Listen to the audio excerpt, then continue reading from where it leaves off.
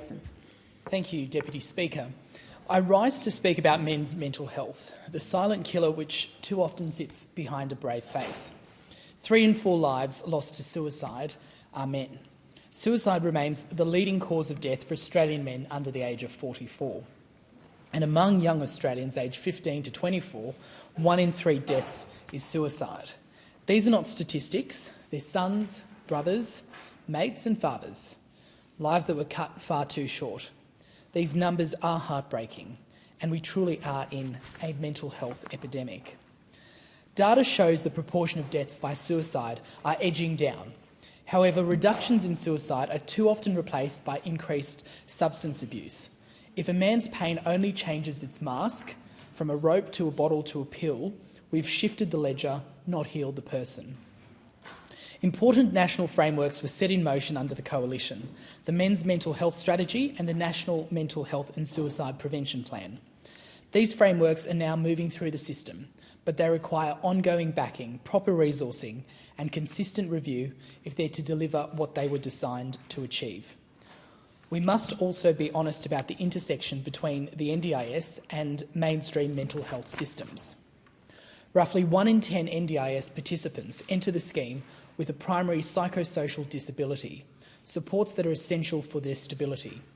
With that being said, I want to point out the importance of offering both support and a meaningful pathway to recovery for these participants. Constituents in my community have told me the NDIS's tendencies when it comes to participants transitioning to work. Participants who are recovering, able and longing to get into work and contribute are being shot down within the system. We know that work, routine and social connection are some of the best ways to support recovery and mental well-being. Yet participants in my community tell me they're being explicitly discouraged from re-entering the workforce.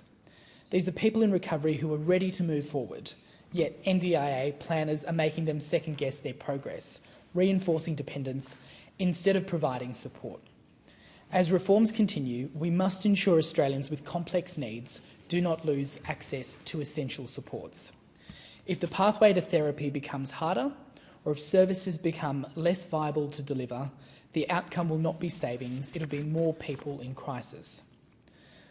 This brings me to my point.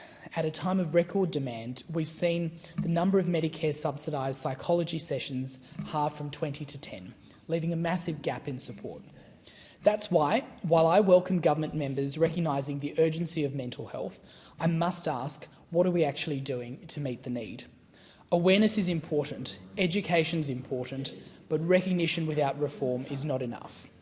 The solutions needed are practical, not radical.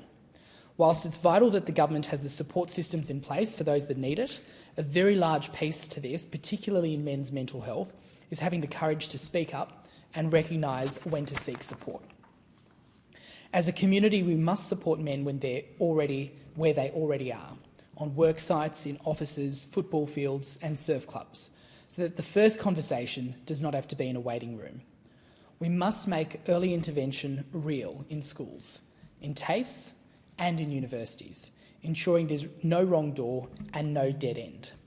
Mental health must always be a national priority. And the test of a commitment to this will not be through words spoken or through dollars invested. It's whether, in a moment of crisis, an Australian can get the meaningful and effective support that they need. Right now, unfortunately, far too many can't.